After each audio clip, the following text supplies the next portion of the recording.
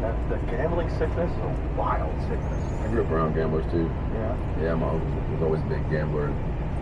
My cousin and I spent a lot of time in casinos with him down in New Orleans on the Mississippi coast and all that. Oh, riverboat gamblers. Man, yep, exactly. Those are the craziest. Man, I didn't mind. You know, he let me and my cousin run all over the place. Oh. So we were stoked. So you like the fact that he's degenerate. Yeah. Oh, and anytime he won, like if he won big, we used to play his bingo. He used to run this bingo hall in New Orleans. And me and my cousin, we could both of us with those bingo daubers, we could play 9 card pages for him. We got that good that we could keep up with it. And because he was running the place, nobody in there ever said shit about me and my cousin being like, 8 and 11 or whatever. And if we hit though, it was always a good time. It was Toys R Us, fried shrimp. With how much of privacy is being invaded online, VPNs are no longer just a nice thing to have. It's a necessity. Some people think, I don't need a VPN because I have nothing to hide. But that's exactly what data brokers want you to think, because their profits depend on you having nothing to hide. What you do online is your business, and if you want to keep it your business, you need ExpressVPN. With ExpressVPN, 100% of your online activity travels through secure, encrypted servers. It hides your IP address, so no one can use it to track and sell your online activity, and your privacy is restored. ExpressVPN is also a great tool to secure your sensitive information from hackers. If you're using public Wi-Fi, like at a hotel, airport, or coffee shop, anyone can hijack your connection and access your most sensitive information. With ExpressVPN, you know that your passwords and banking info are safe and secure. ExpressVPN is the #1 ranked VPN by the experts at CNET and The Verge. And right now, you can get an amazing deal. They're offering 4 extra months free if you go to expressvpn.com/Rogan or tap the banner. And if you're watching on YouTube, you can get your 4 free months by scanning the QR code on screen or clicking the link in the description. For some people, that's their juice, man. That's what keeps them going in life. Just that next bet. I grew up around a lot of pool halls, and when I was in my early 20s, and I was just around so many people who just live for gambling. They would go straight from off-track betting right to the pool hall, and they'd bet on anything. They'd bet on 2 raindrops coming down a window pane. They'd bet on roaches. They'd bet on anything. You name it. They'd flip a coin for 10. I saw dudes flip a coin for thousands of dollars. The guy would win a tournament. This is like a famous thing in pool. Guys would win a tournament, win $10,000, flip a coin, lose the whole thing. And you had to have heart. You had to be that was like part of the culture. You had to be willing to bet. Right. And everybody's always, because the only way it's fun. Yeah, the only way it's fun is if money's constantly flowing. So if someone's trying to be conservative, someone's trying to save them, they call them a nit. Like, you're a nit. They didn't like you. Nobody likes a nit. Like those are the guys that get shunned by the pool hall. They're bad action. Where did you grow up? Well, all over the place, really. But where were those pool halls? New York. Well, I moved to New York when I was in my 20s, my early 20s, like 23. And that's where I got indoctrinated into pool culture. Wow. Yeah, it was just the most fun group of degenerates and weirdos and outcasts. And, as a comedian, I never felt like I fit in normal society. And then I'm around those dudes, I'm like, oh, okay, you guys are just like me.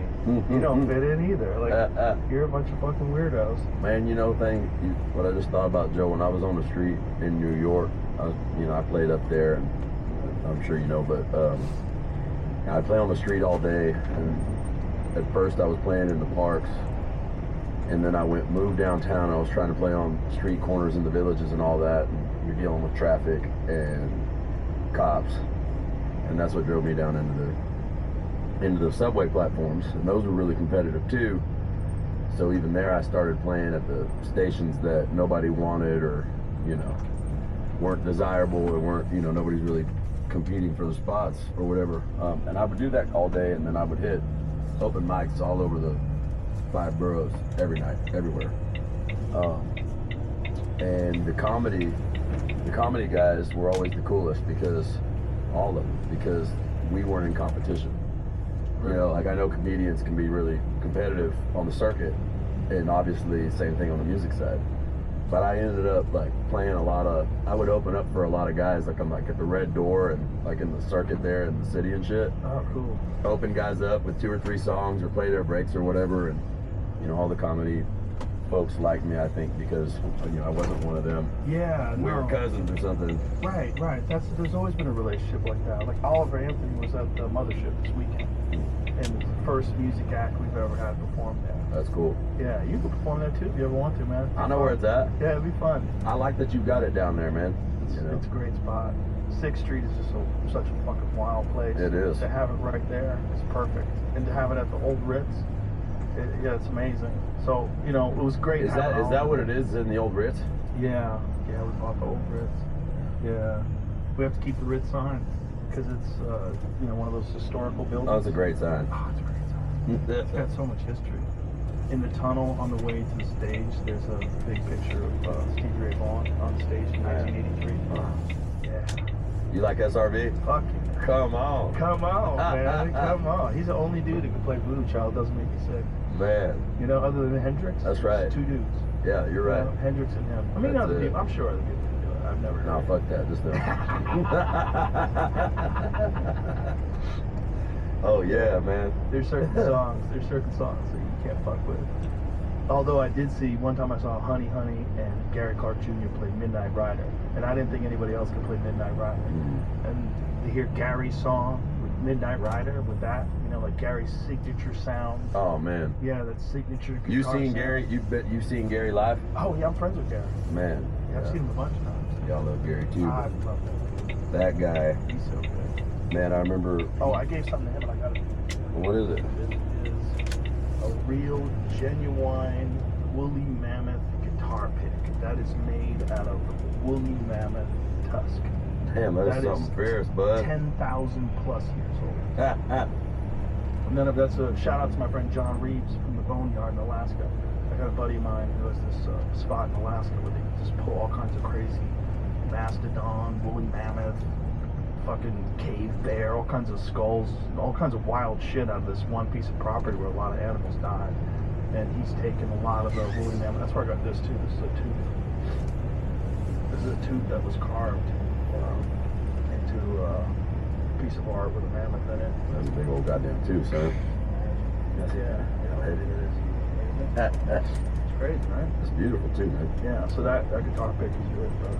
Man, thanks, Joe. Yeah. Any cool guys who play guitar? You know, I've never been good at holding a pick. So I learned how to play with my hands, and because I could never hold a pick well, but a lot of guys I know that are really great pickers, they play really hard picks, you know, and get real precise with them. And I still can't hold them. You learn with your fingers? Yeah, I never held. I just couldn't hold the pick. I would try to hold it and it'd get sideways, and I never, like all this, you know, like the straight cowboy chords, you know, C, F, G, whatever. I couldn't hold any of those chords. Like when I was teaching myself, the positioning was weird for me, you know, and so like I kind of threw away the book and I did what you call choking the chicken on the fret, you know, kind of hold it like you're choking the chicken. And that's kind of where I developed my style. And then I learned all the regular chords many years later, you know. Are you totally self-taught? Oh yeah. Wow. When did you start? I was 17. My mama got me a guitar out of a pawn shop in South Irving. Wow. This Honer guitar. And you just started messing around with it? Yeah. You know, my mama had tried to get me on the piano when I was younger, and I just couldn't focus. Yeah, I don't know. 17 was like the right age. I needed it, you know. Started banging around on that guitar, and I mean, it must have sounded terrible. And my mom lived in this little ass place, this tiny place. I was like scared to play in front of her, you know. But I was at first, and I would say, "Mama, am I any good?" You know, she wasn't gonna lie to me. She said, "Well, son, when you play, people will believe you." She wasn't gonna lie to me and tell me I was good. But she was trying to say, you know, just be honest with your music, and the rest will take care of it. That's So, great advice. yeah, When you play, people will believe. that's what she said. Yeah. Yeah. Yeah. And then the next time anybody believed in me, wasn't until I started hitchhiking. And I remember, because I've been out in California a bunch recently, and I had caught a ride with this guy. We were playing at this place called the Shanty up in Farmers Branch, Dallas-Fort Worth areas years ago. And there was this witch lady they called her a witch. This kind of magic woman who had a barn out behind her house, and they called it the Shanty.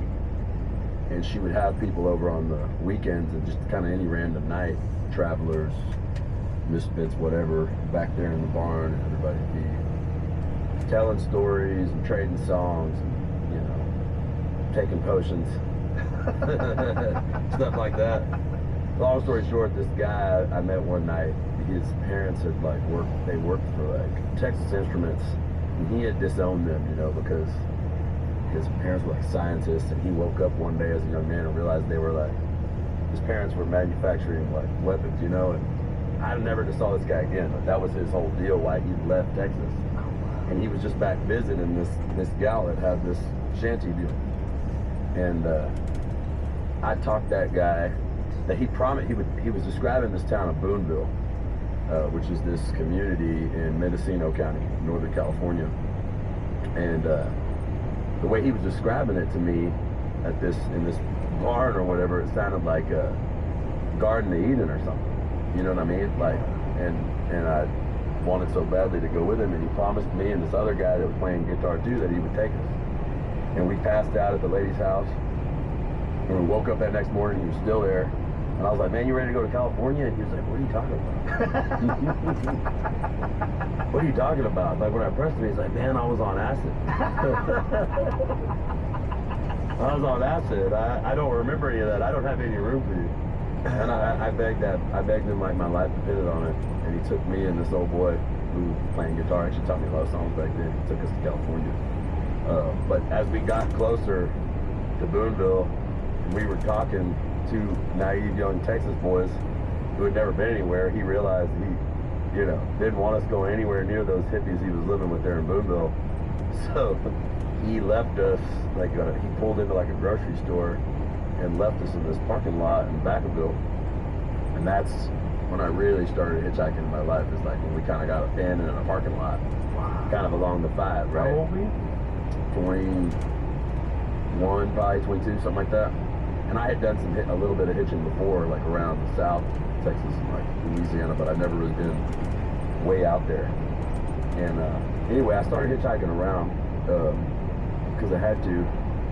But I remember it was in California the first time that anybody besides my mama ever looked at me playing guitar as it having any kind of value, you know, like any economic value, or like it was a trade of, you know, recognition. You know, it was kind of the first time I was out there. So you'd been playing about four or 5 years like that? Yeah. Yeah. I was playing outside because our place was so small. I wasn't playing outside to like make money or anything like that. I would go to this park, had like a baseball diamond on it, sit on these bleachers or whatever. And I'll never forget, the first time anybody threw like just a pocket full of change in my case. I'm sure it's because they, you know, were worried about me or felt bad for me or whatever, you know. And it wasn't like that. It wasn't like that money hit the case and it wasn't like a light went off or anything, you know. It was a slow, gradual deal. Like, I was playing outside because there wasn't enough room to play in the house or whatever, you know. And then, you know, I got in a lot of trouble with the law, which kind of put me on the run, put me on the road. And what was the trouble with the law? You know, I've said it a lot, and probably I'm a lot better known than I used to be, so it's like you say stuff about your family, and they hear about it, and they get mad. But that's so funny, because it's all over the internet, and they're the ones that have the government on their ass, not me. But anyways, yeah, we just kind of, you know, shit hit the fan, got up in the newspapers. My brother didn't go to high school, you know, neither did my sister, neither of them went to high school. They both dropped out, you know, because I'm from South Texas. I was born in the Rio Grande Valley. They were born up in Dallas, but my mama had moved down there to South Padre Island area, Callan, Harlingen area there. And anyway, it's poor and pretty hard living down there. And, you know, hell, I didn't wear shoes till I was like 9 or 10 years old, you know, playing outside. And my brother and sister, they're 10 years older than me, half brother and sister, and we have different daddies. And they really lived wild, you know. Things were pretty tough back then or whatever. I'm telling you that background because my brother became a hustler, you know, because he had to, because of a lack of education, lack of access, you know, because of poverty. And I've honestly always respected him for that, you know. He used to take me around door to door selling newspapers when I was 11, right? And you want to know why? Because I had broken my arm, and he realized if you carted that young boy out in front of those apartments when that lady answered the door, and it's these two brothers, and one of them's got a broken arm, she's gonna go ahead and subscribe. Yeah, you know that. Yeah, and in a nutshell, man, he, you know, through all that stuff, you know, he started out as door-to-door salesman, you know, hustling newspaper conventions, right? Then he started like selling neckties and like men's clothing door-to-door in downtown Dallas office buildings, you know, and as a very young man. And eventually he graduated to, you know, hard knock boiler room type of guys. You know, you keep knocking on those doors in that Wild West business scene of towns like Dallas, you know, or Houston, you know, eventually you're going to find what you're looking for. And he got in with some big old wolves, you know, and eventually it knocked everybody out. A lot of people died, a lot of people went to prison. And, you know, we were in the paper, and I found myself not being able to get a bank account, and nobody I knew would go near me, you know, and so it ended up being like a Bob Marley type of thing, you know, like, you know, he said, if you're not living good, travel wide, right? And I literally just walked out of town because, you know, we had scarlet letters on our chest. That's when I really started learning how to stand behind that guitar and write songs, and slowly but surely I learned how to play basically in front of people, and people just were giving me money kind of over time. That, and, you know, food and shelter in exchange for my story at their back door. This episode is brought to you by Netflix. You think your family's got drama? Wait till you meet the Buckleys. I'm talking about the new Netflix drama, The Waterfront. Set in a coastal town in North Carolina, it follows the powerful Buckley family who've ruled Havenport for decades.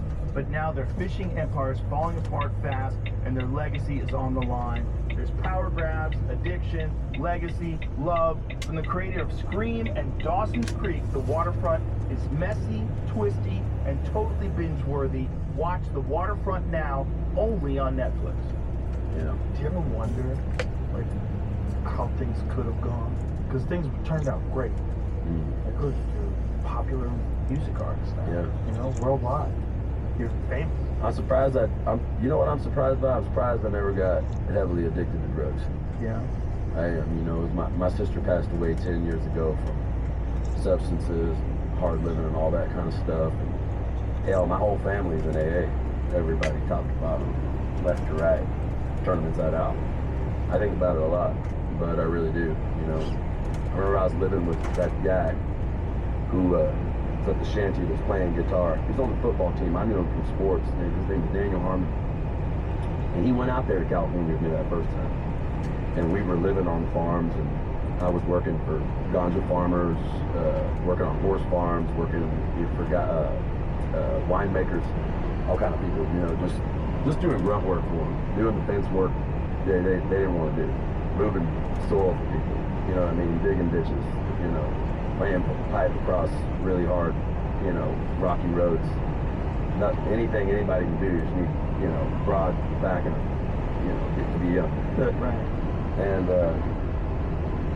but before I ever left Texas, I moved in with his sister, and I remember she was just my friend. I was never in a relationship with her or anything, but she was working at Silver City in West Dallas, the Gentlemen's Club, at 18, and making more money than anybody I'd ever seen.